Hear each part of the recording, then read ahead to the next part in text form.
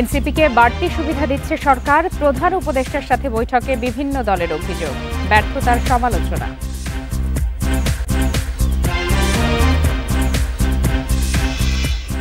স্বাস্থ্য উপদেষ্টার নিয়োগ ডক্টর ইউনূসের স্বজনপ্রীতি, পদত্যাগ চান হাসনাত, সরকার চাইলেই পদ ছাড়বেন শিক্ষা উপদেষ্টা।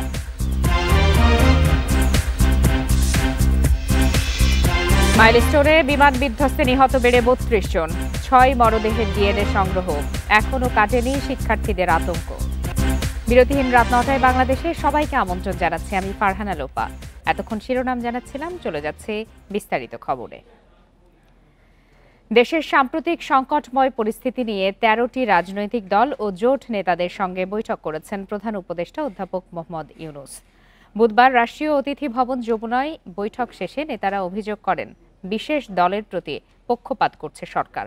বলেন, এ ধরনের আচরণ সরকার ও আগামী নির্বাচনকে প্রশ্নবিদ্ধ করবে। আইন শৃঙ্খলার উন্নতিতে সরকারকে আরও উদ্যোগী ভূমিকা রাখার কথাও বলেন নেতারা। দেশের চলমান সংকটময় পরিস্থিতি নিয়ে প্রধান উপদেষ্টা অধ্যাপক মোহাম্মদ ইউনূসের সাথে বৈঠক করেছে ১২টি রাজনৈতিক দল ও জোটের নেতারা। রাষ্ট্রীয় অতিথি ভবন যমুনায় বৈঠকে অংশ নেয় গণসংহতি আন্দোলন, এবি পার্টি, নাগরিক ঐক্য, গণ অধিকার পরিষদ, এলডিপি, খেলাফত মজলিস, বিপ্লবী ওয়ার্কার্স পার্টি, জেএসডি, ১২ দলীয় জোট, বাসদ, সিপিবি সহ আরও কয়েকটি দল। বৈঠক শেষে নেতারা জানান, দেশের সার্বিক পরিস্থিতির উন্নতিতে সরকারকে আরও উদ্যোগী ভূমিকা রাখতে হবে। সর্বদলীয়ভাবে বৈঠক করে আপনি রাজনৈতিক সিদ্ধান্ত নেন। স্বৈরাচার বিরোধী আন্দোলনে যারা রাজপথে ছিল সে সমস্ত রাজনৈতিক দলের সাথে আপনি মাঝে মাঝে বসেন, সময় সময় বসেন, মত বিনিময় করেন। একটা হচ্ছে পতিত স্বৈরাচার, তারা যদি আসতে চায় সবাই মিলে মোকাবেলা করতে হবে, কিন্তু দেশের মধ্যে অগণতান্ত্রিক শাসনে বেড়ে ওঠা অপশক্তি আছে, তাদের বিষয়ে সচেতন থাকতে হবে। যদি আপনি আমাদের সংস্কারও ভালো মতো করতে না পারেন, যদি নির্বাচনও আপনাকে দিয়ে একটা ভালো নির্বাচন না হয়, তাহলে অনুরোধ করব আপনি দায়িত্ব থেকে অব্যাহতি নিয়ে চলে আসেন। জনগণ এবং রাজনৈতিক দলের আস্থা ফিরিয়ে আনতে সরকারকে ৫ আগস্টের মধ্যে নির্বাচনের সুনির্দিষ্ট তারিখ ঘোষণার দাবি জানান নেতারা। বলেন, বিশেষ কোনো দলের প্রতি পক্ষপাত সরকারের গ্রহণযোগ্যতা নষ্ট করবে। নির্বাচনের পরিবেশ প্রতিষ্ঠা করতে হবে, লেভেল প্লেইং ফিল্ড করতে হবে, রাজনৈতিক দলগুলোর প্রতি যথাসম্ভব ন্যায্য আচরণ করতে হবে এবং সেই ন্যায্য আচরণের মধ্য দিয়ে সরকার যাতে কোনো পক্ষ নয় এইটা দৃশ্যমান হয়, সেই জায়গাটা পরিষ্কার করা দরকার। এনসিপির প্রতি একটু পক্ষপাত দুষ্ট ভূমিকা পালন করছে। তো এই রকমের একটা অভ্যুত্থানের পরে এত বিপুল জনপ্রিয় এবং জনসমর্থিত সরকার যদি কোনো দিকে হেলে যায়, তাহলে তাদের প্রতি জনগণের সমর্থন কিন্তু সরে যাবে, যার ফলে আগামীতে কিন্তু প্রশ্ন তৈরি হতে পারে যে এই সরকারের অধীনে সুষ্ঠু নির্বাচন হবে কিনা। শুধু সংকটে নয়, প্রতি মাসেই সরকারকে রাজনৈতিক দলগুলোর সঙ্গে আলোচনার আহ্বান জানান রাজনৈতিক দলগুলোর নেতারা। মাসে যেন সরকার বিভিন্ন রাজনৈতিক দলগুলোর সাথে একটা ডায়ালগের মধ্যে দিয়ে। Rifat Alam, independent news, Dhaka. স্বাস্থ্য উপদেষ্টার নিয়োগকে ডক্টর ইউনূসের স্বজনপ্রীতির বড় উদাহরণ বলে মন্তব্য করেছেন এনসিপির দক্ষিণাঞ্চল মুখ্য সংগঠক হাসনাত আব্দুল্লাহ। বেতন ভাতা ফেরত দিয়ে দ্রুত তাকে পদত্যাগের দাবি জানান তিনি। চাঁদপুরে জুলাই পদযাত্রা কর্মসূচি উপলক্ষে পথসভায় এসব কথা বলেন তিনি। এ সময় সন্ত্রাস, চাঁদাবাজের বিরুদ্ধে হুঁশিয়ারি দেন এনসিপির নেতারা। পদযাত্রার ২৩তম দিনে বুধবার সকালে চাঁদপুর সার্কিট হাউসে জুলাই শহীদ পরিবারের সদস্যদের সাথে দেখা করেন এনসিপির নেতারা, সেই সাথে তাদের খোঁজখবর নেন। পরে সাংবাদিকদের সাথে কথা বলেন এনসিপির উত্তরাঞ্চলের মুখ্য সমন্বয়ক সার্জিস আলম। এ সময় অন্তর্বর্তী সরকারের প্রতি জুলাই হত্যাকাণ্ডে জড়িতদের বিচারকে সর্বোচ্চ গুরুত্ব দেওয়ার দাবি জানান তিনি। এই গণহত্যার তাদের দৃশ্যমান বিচার, রায় এবং কার্যকর হওয়ার পূর্ব পর্যন্ত এই বাংলাদেশে অন্তর্বর্তীকালীন সরকার কিংবা বিচার বিভাগের সংশ্লিষ্ট যারা রয়েছে, আসিফ নজরুল স্যার থেকে শুরু করে আমাদের বিচার বিভাগীয় যারা রয়েছে, তারা যেন অন্য কোনো কিছু চিন্তা না করে। পরে সার্কিট হাউস থেকে বাস স্ট্যান্ড অভিমুখে পদযাত্রা করে এনসিপি। সেখানে মুখ্য সমন্বয়ক নাসিরউদ্দিন পাটোয়ারি হুঁশিয়ারি দেন, দেশে সন্ত্রাস, চাঁদাবাজের কোনো ঠাঁই হবে না। চাঁদপুরের মধ্যে কোনো আমরা সন্ত্রাসকে প্রশ্রয় দিব না। চাঁদপুরের মধ্যে আমরা কোনো বালু দখলদারিত্বদেরকে প্রশ্রয় দিব না। পরে রাজধানীর মাইলস্টোন স্কুলে বিমান বিধ্বস্তে হতাহতদের স্মরণে শোক র্যালি বের করা হয়। শেখ হাসিনার আমলে বিমান খাতে অনিয়ম দুর্নীতি তদন্তের জোর দাবি জানান এনসিপি নেতা হাসনাত আব্দুল্লাহ। সেই সাথে স্বাস্থ্য উপদেষ্টাকে ব্যর্থতার দায়ে সরে যেতে বলেন।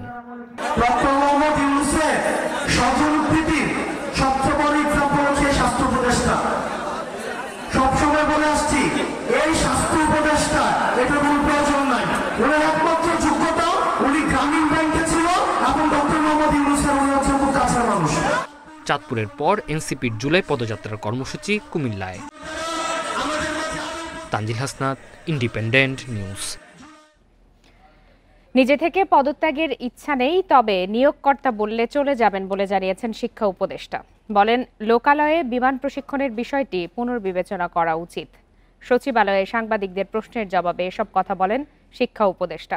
এদিকে এইচএসসির স্থগিত 22 জুলাইয়ের পরীক্ষা 17 আগস্ট এবং 24 জুলাইয়ের পরীক্ষা 19 আগস্ট অনুষ্ঠিত হবে। সোমবার উত্তরার মাইলস্টোন স্কুল অ্যান্ড কলেজে বিমান বিধ্বস্তের পর এইচএসসি পরীক্ষা স্থগিত নিয়ে অপেশাদারিত্বের অভিযোগে বিক্ষোভ করেন শিক্ষার্থীরা। শিক্ষা উপদেষ্টা সিআর আবরারের পদত্যাগ দাবি করেন তারা। বুধবার দুপুরে সচিবালয়ে এ নিয়ে কথা বলেন শিক্ষা উপদেষ্টা। জানান, নিজে থেকে পদত্যাগের ইচ্ছে নেই, তবে নিয়োগকর্তা বললে চলে যাবেন। নিজের কাজের কোনো ব্যত্যয় হয়েছে বলে মনে করেন না, দাবি করেন উপদেষ্টা। আমি নিজের থেকে করার কোনো অভিপ্রায় নেই, কারণ আমি এখানে আমার কাজের কোনো এখানে ব্যত্যয় হয়েছে বলে আমি মনে করি না। আপনাদেরকে আমি ঘটনা পরম্পরায় আপনাদেরকে জানালাম, আপনারা সেটা বিবেচনা করবেন, সেটা ঠিক কি ঠিক আমার মনে হয় না। আর যদি আমার তো নিয়োগকর্তাও রয়েছেন, তারাও যদি এখানে মনে করেন যে এখানে ব্যত্যয় ঘটেছিল, তো আমাকে যেতে বললে আমি অবশ্যই চলে যাব। আমার কোনো এখানে আঁকড়ে ধরার, নিজেকে জাস্টিফাই করার কোনো কিছু নয়। উপদেষ্টা জানান, শিক্ষার্থীদের 6 দফা দাবি যৌক্তিক, সেগুলো মেনে নেওয়া হবে। এছাড়া শিক্ষার্থীদের তালিকা দেওয়ার জন্য মাইলস্টোন কর্তৃপক্ষকে নির্দেশ দেওয়া হয়েছে বলেও জানান উপদেষ্টা। Hasif Mahmud Shah, independent news, Dhaka. মঙ্গলবার বিকালে সচিবালয়ে ঢুকে গাড়ি ভাঙচুর ও হত্যা চেষ্টার অভিযোগে 1200 জনের বিরুদ্ধে মামলা হয়েছে। বুধবার ঢাকার মেট্রোপলিটন ম্যাজিস্ট্রেট মোহাম্মদ সাইফুজ্জামানের আদালত মামলাটির এজাহার গ্রহণ করেন। একই সাথে আগামী 28 আগস্ট তদন্ত প্রতিবেদন দাখিলের নির্দেশ দেন। মঙ্গলবার রাতে ঢাকা মহানগর পুলিশের বাংলাদেশ সচিবালয় নিরাপত্তা বিভাগের উপপরিদর্শক গোলাম মুক্তি মাহমুদ বাদী হয়ে মামলাটি দায়ের করেন। এতে বিভিন্ন কলেজের অজ্ঞাত পরিচয় শিক্ষার্থী ও স্বার্থান্বেষী দুষ্কৃতকারীদের আসামি করা হয়েছে। মামলার অভিযোগে বলা হয়েছে, 22 জুলাই ঢাকার বিভিন্ন কলেজের শিক্ষার্থীদের উদ্যোগে অন্তত 1200 শিক্ষার্থী ও স্বার্থান্বেষী দুষ্কৃতকারী এইচএসসি পরীক্ষা দেরিতে স্থগিত সহ নানা দাবিতে মার্চ থ্রু শিক্ষা মন্ত্রণালয় কর্মসূচি পালন করে। এক পর্যায়ে তারা সচিবালয়ের সামনে অবস্থান নেন। মাইলস্টোন স্কুল অ্যান্ড কলেজে ঘটে যাওয়া দুর্ঘটনাকে কেন্দ্র করে এই কর্মসূচি পালন করেন শিক্ষার্থীরা।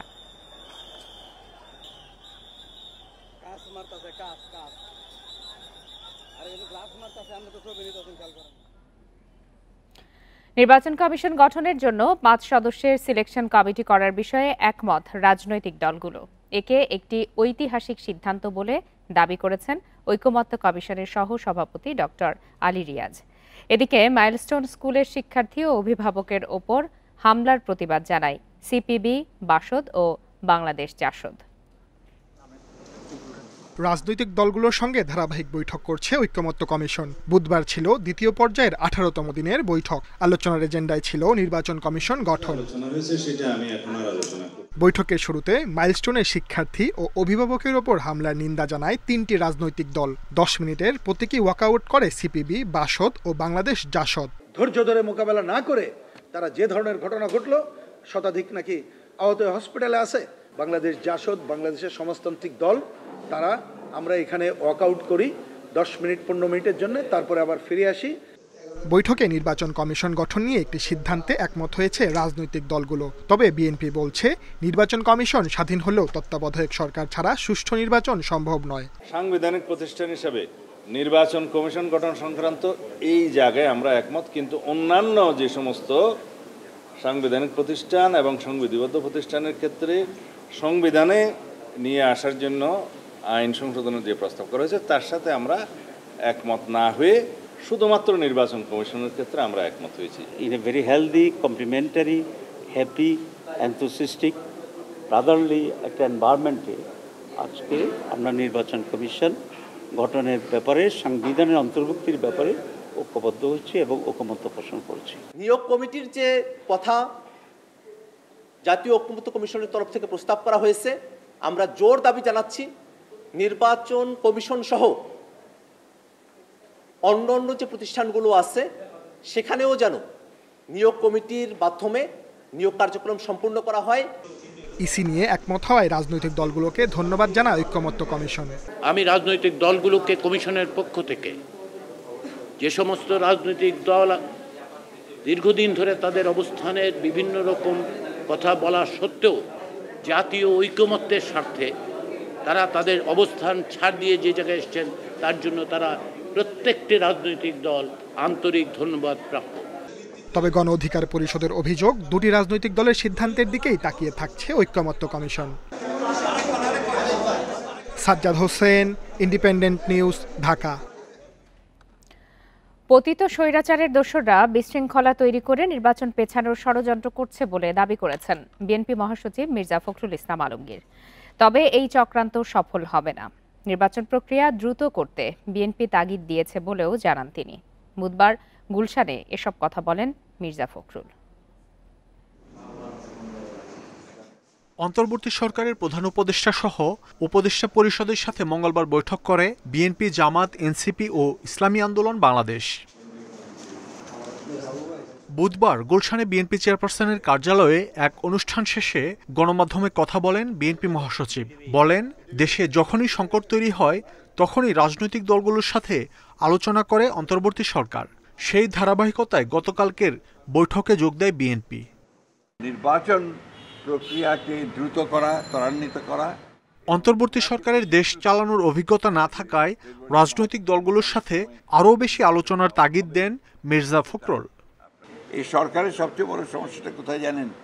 যে তাদের অভিজ্ঞতা অনভিজ্ঞ লোকেরাই বেশি আছে, অভিজ্ঞতার অভাব আছে। আর কিছু কিছু মানুষের মধ্যে একটা সমস্যা আছে কি, যে তাদের ইগো কাজ করে।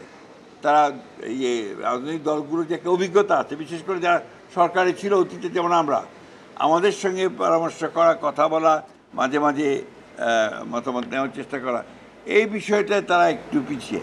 অন্তর্বর্তীকালীন সরকারের দুর্বলতাটাকে বড় করে না দেখে তাদের যে আপনার সদিচ্ছা, তাদের প্রক্রিয়া, সেটাকে বড় করে দেখা উচিত। গোপালগঞ্জের পর মঙ্গলবার সচিবালয়ের ঘটনার পেছনে পতিত স্বৈরাচারের দোসররা জড়িত বলে দাবি মির্জা ফখরুলের। সেক্রেটারিয়েটে ঢুকে পড়া এবং সেখানে আপনার কয়েকজন আপনার ফ্যাসিস্টদের লোকজনকেও আপনার আটক করা দেখা, তো বোঝা যাচ্ছে যে তাদের কিছু কিছু সমস্যা তৈরি করার চেষ্টা এখানে আছে। তো এটা কখনোই পারবে না। বাংলাদেশের মানুষ অত্যন্ত সজাগ এবং সচেতন আছে। রাজনীতিতে ভিন্নমত গণতন্ত্রের সৌন্দর্য বলেও জানান মির্জা ফখরুল। গণতন্ত্র মানেই তো হচ্ছে শত ফুল ফুটতে দিতে হবে আপনাকে। মাহমুদ শরীফ, ইন্ডিপেন্ডেন্ট নিউজ, ঢাকা।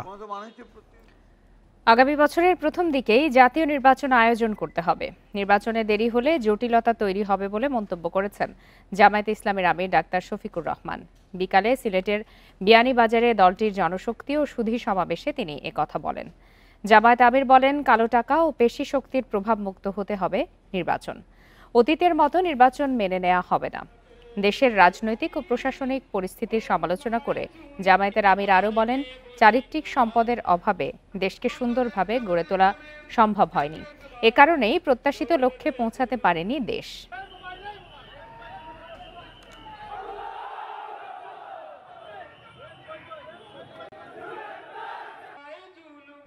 আগামী বছরের প্রথম অংশে নির্বাচন দিতে হবে। নির্বাচন বিলম্বিত হলে কিছু জটিলতা সৃষ্টি হবে, এগুলো আমাদের আছে। মাইলস্টোন স্কুলে বিমান বিধ্বস্তে দগ্ধ ৮ জনের জীবন সংকটে, তারা আইসিইউতে চিকিৎসাধীন।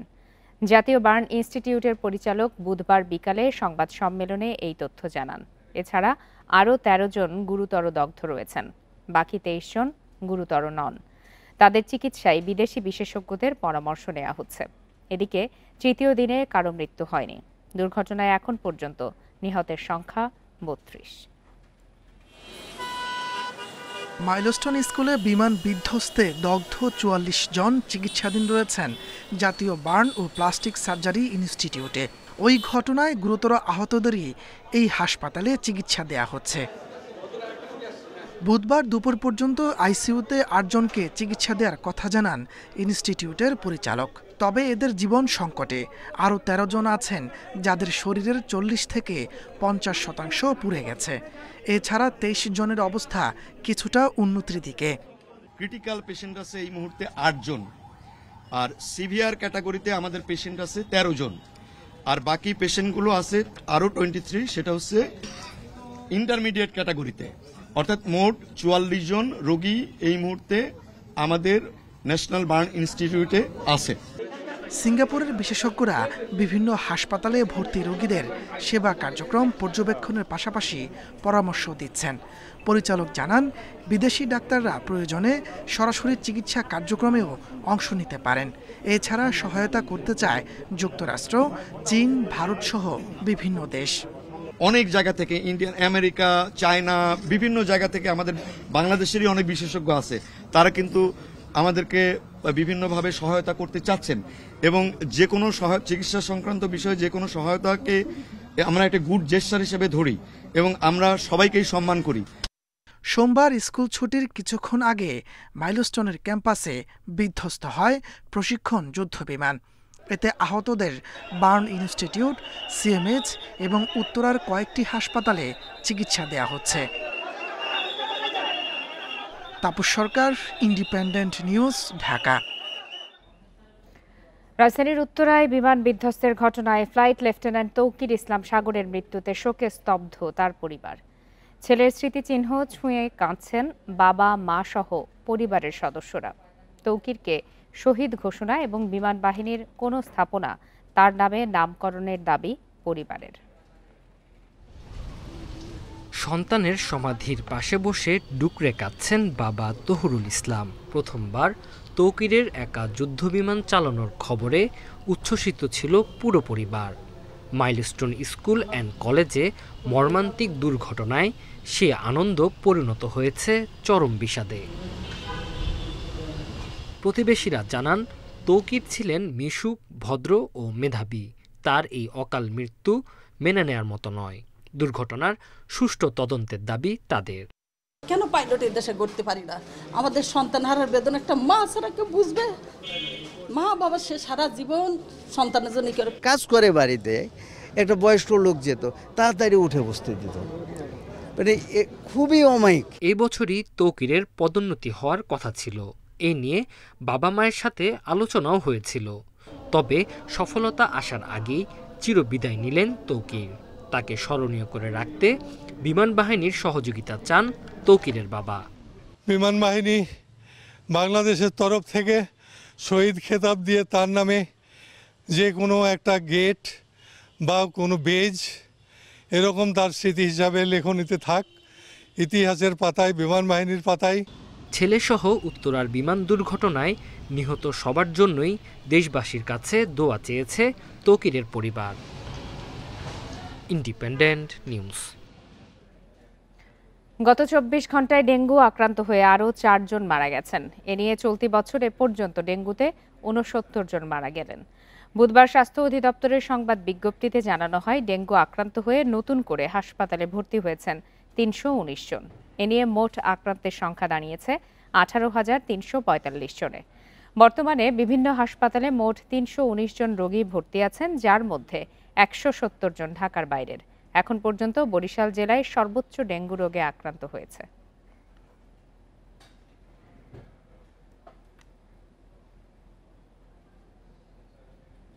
আইসিসি টি-20 বোলার র্যাঙ্কিংয়ে শীর্ষ 10-এ ফিরলেন পেসার মুস্তাফিজ। পাকিস্তানের বিপক্ষে প্রথম দুটি টি-20তে দারুণ পারফরমেন্স তার।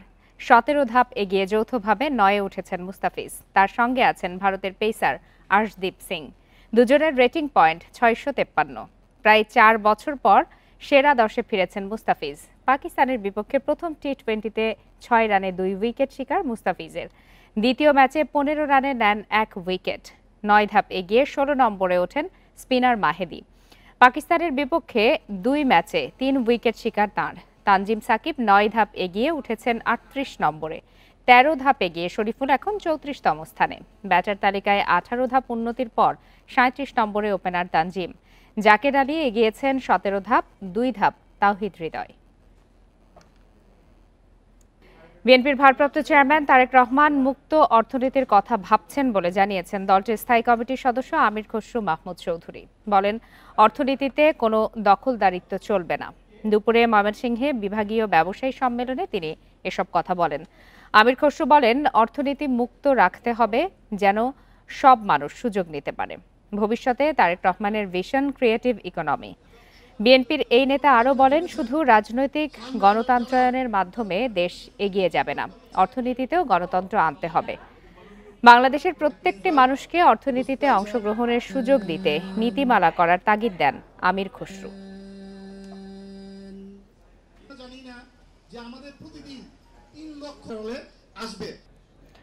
গত অর্থবছরে বার্ষিক উন্নয়ন কর্মসূচি এডিপি বাস্তবায়ন হয়েছে মাত্র 67.85%। এডিপি বাস্তবায়নের এই হার স্মরণকালের সর্বনিম্ন। এর আগের অর্থবছরে এডিপি বাস্তবায়ন হার ছিল 80.63%। বাস্তবায়ন পরিবীক্ষণ ও মূল্যায়ন বিভাগ IMEDর হালনাগাদ প্রতিবেদনে এই তথ্য জানা গেছে, যেখানে দেখা যায় গত অর্থবছর বিভিন্ন উন্নয়ন প্রকল্পে ব্যয় হয়েছে 1,53,450 কোটি টাকা। কিন্তু বিদায়ী অর্থবছরে সংস্থার নিজস্ব তহবিলের অর্থায়ন সহ সংশোধিত এডিপিতে বরাদ্দ ছিল 2,26,164 কোটি টাকা। গত 5 বছরের মধ্যে 2021-22 অর্থবছর সর্বোচ্চ প্রায় 93% এডিপি বাস্তবায়ন হয়। অপ্রয়োজনীয় প্রকল্প বাদ দেয়া, অপচয় রোধ সহ নানা কারণে বিদায়ী অর্থবছর এডিপি বাস্তবায়ন কমেছে বলে মনে করেন বিশ্লেষকরা। 2 বাসের রেষারেষিতে প্রাণ গেল রেলওয়ে কর্মকর্তা আতিকুর রহমান রিপনের। বুধবার সকালে মুগদায় বাসে ওঠার সময় তুরাগ পরিবহনের একটি বাসের ধাক্কায় মৃত্যু হয় তার। এ ঘটনায় হেলপার আটক হলেও চালক পলাতক। এ ঘটনায় মুগদা থানায় হত্যা মামলা দায়ের করেছে নিহত আতিকুরের পরিবার। রেলওয়ে কর্মকর্তা আতিকুর রহমান রিপন থাকতেন রাজধানীর মুগদা এলাকায়। প্রতিদিনের মতো বুধবার সকালে অফিস যাওয়ার জন্য বাসে উঠছিলেন। এমন সময় শুরু হয় 2টি বাসের রেষারেষি। তুরাগ পরিবহনের একটি বাস তাকে চাপা দেয়। গুরুতর অবস্থায় হাসপাতালে নেওয়া হলেও বাঁচানো যায়নি তাকে। গাড়িতে উঠতেছিল, হঠাৎ করে অপর সাইড থেকে আরেকটা গাড়ি এসে ওকে ঘষা মারার ফলে ওর এই জায়গাটা ডেবে যায়। এ ঘটনাকে হত্যাকাণ্ড বলে বিচার নিয়েও সংশয় জানান আতিকুরের স্বজনরা। বিচার হয় কি না এই দেশে আসলে জানা নেই, কারণ সড়ক আইন নাই।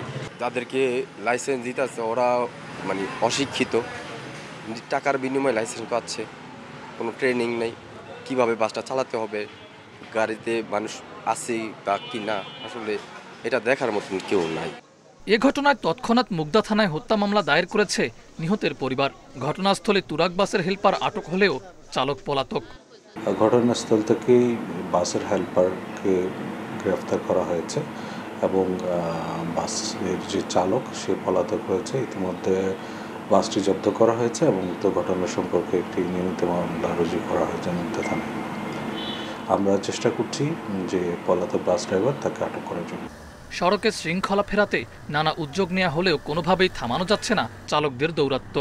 অনেক ক্ষেত্রেই তাৎক্ষণিক গ্রেপ্তার হলেও শেষ পর্যন্ত আইনের ফাঁক গলে পার পেয়ে যান তারা।